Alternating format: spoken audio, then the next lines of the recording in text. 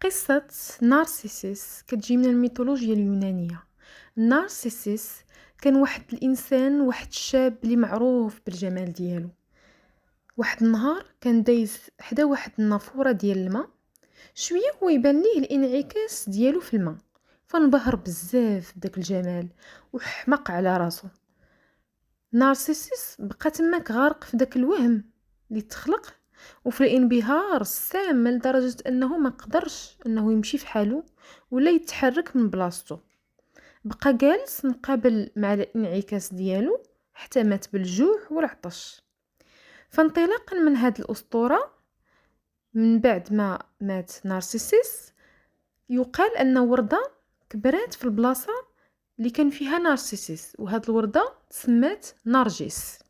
فهنا كيجي الأصل ديال وردة النرجس.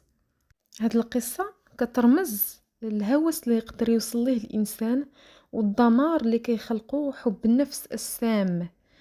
فبقات هاد الأسطورة معروفة إلى فترة نهوض علم النفس، اللي كانت توحي لعلماء النفس باش أنهم يسميو الشخصيات أو الناس اللي عندها اضطرابات نفسية اللي كتمثل بحال هاد الأعراض، فاستوحت أنها تسميها بالنرجسية.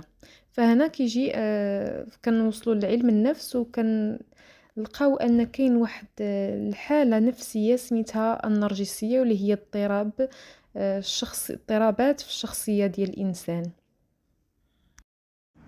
ندوزو دابا للتحليل مفصل لهاد القصه، فاش غادي نحلو الشخصيه ونحلو الرموز ونشوفو الابعاد.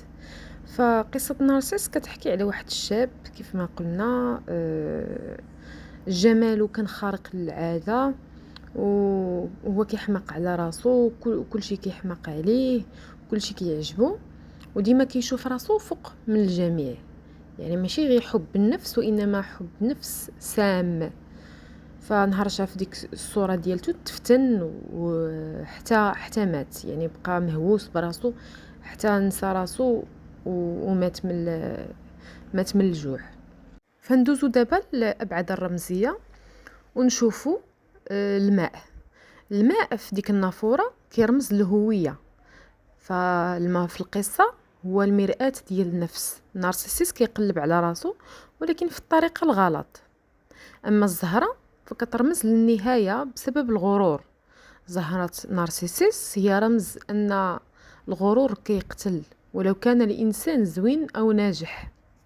أما البعد النفسي فالنرجسية وحب الذات اللي تيكون سام بحال النارسيسيس يقدر يمثل الانسان، بحال مثلا الانسان اللي كيشوف راسو كامل وما فيه حتى عيب، كيبغي غير اللي كيصفق ليه وما كيتقبلش النقد بتاتا، عايش في واحد العالم اللي فيه غير الانا. واحد النقطه غادي نناقشها دغيا دغيا، هو ان مزيان الانسان يكون كيحب نفسه وذاته ويعطي قيمه لراسو، ولكن فاش كتوصل لواحد الحدود اللي سامه وكتوصل لواحد درجة الهوس، فهنا كيكون المشكل. مثلا نعطيو امثله من الواقع. شخص مهووس براسو وديما كيحط تصاور، ديما عنده تصاور بزاف وكتير على راسو، سيلفيات اولا كيف ما كانت، ولا كيحط الصور ديالو بزاف في انستغرام، ولا كيدير لي ستوري بزاف على راسو على وجهه. فهنا كيكون مشكل ديال الهوس. اولا مثلا كيتقلق الا ما جاش ليه اللايكات بزاف، اولا ما كاينش التجاوب، اولا الا ما تلقاش شي مجامله شي نهار، فكيحس براسو انه كاين شي مشكل. النارسيسيس هو كيبان في القصه شخص قوي واثق من راسو، ولكن من الداخل كان خاوي، عنده واحد الفراغ داخلي. الهوس بالصوره ديالو كان غادي يعوض ليه غياب الحب والمعنى. فناخذ مثال من الواقع ديالنا. مثلا ناخذ مثال ديال الزوج والزوجه ديالته.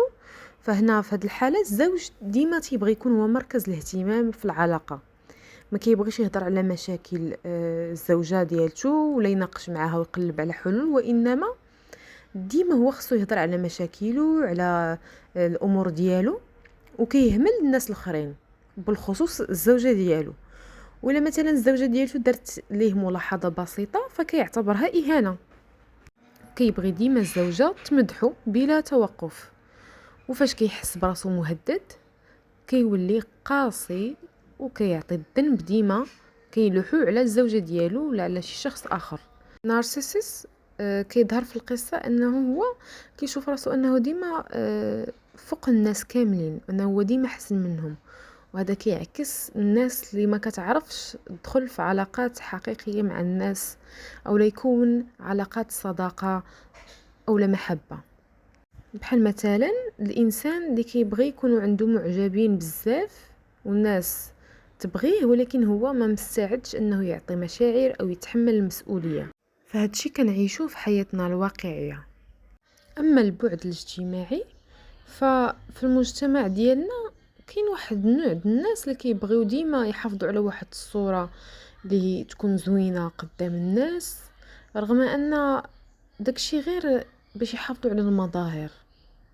القصه كتعطينا رساله على العالم اللي كنعيشوا فيه دابا، بالخصوص على داكشي اللي ولينا كنشوفوه بزاف في مواقع التواصل الاجتماعيه. ديما كيسوقوا على شي حاجه اللي زوينه ومثاليه، رغم ان احنا في الواقع ديالنا راه ما عندناش شي حاجه مثاليه. الهوس بالجمال والمظاهر الاجتماعيه، والنرجسي دائما كيحاول يلعب بهاد الاشياء باش يسوق ويبين واحد الصوره اجتماعيه اللي زوينه، وكيبغي يسوق حتى بالمثاليه، رغم ان المثاليه شي حاجه اللي ما كايناش وما نقدروش نحصلوا عليها. الكمال لله. كنظن ان كاين امثله كثيره اللي كنعيشوها في الواقع ديالنا ديال بزاف د الناس اللي تيكونوا نرجسيين.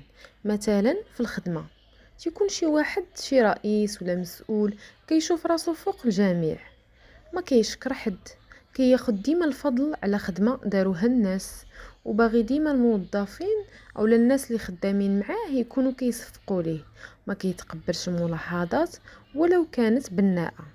كاين مثال اخر ديال شخص في العائله كيبغي يكون هو المميز، كيحس بالغيره الا مدحو شي حد اخر، كيوصف الناس ديال الدار بانهم مقصرين، وكيدير ديما مشاكل باش يرجع الاهتمام ليه هو فقط، وما كيعتذرش نهائيا. عاوتاني عندنا واحد المثال ديال شي شخص اللي كيبان ديما مؤدب ولطيف، ولكن الهدف ديالو هو الاعجاب، كيعطي هدايا باش الناس تشكره، كيعاون غير باش يبان انه هو الملاك، كيبان حساس ولكن هو ولا هي ما كيتعاطفش مع الاخرين في الحقيقه. الواحد اللي كيبغي يكون المثالي ولكن كيتوجع ويحقد اذا ما شكروهش. كيف ما كتقول القصه، فالنرجسي هو شخص اللي كيبان قدام الناس شخص مثالي ما فيه حتى شي عيوب، عنده كاريزما هائله، ولكن هو راه في الداخل ديالو عنده خوف من الفشل، عنده فراغ عاطفي كبير، احتياج مفرط للاعجاب، وحساسيه مفرطه من النقد. هو في الداخل شخصيه هشه تحت المظاهر، عنده احساس سام دائما بانه خصو يكون الاول باش يحس بالقيمه ديالو.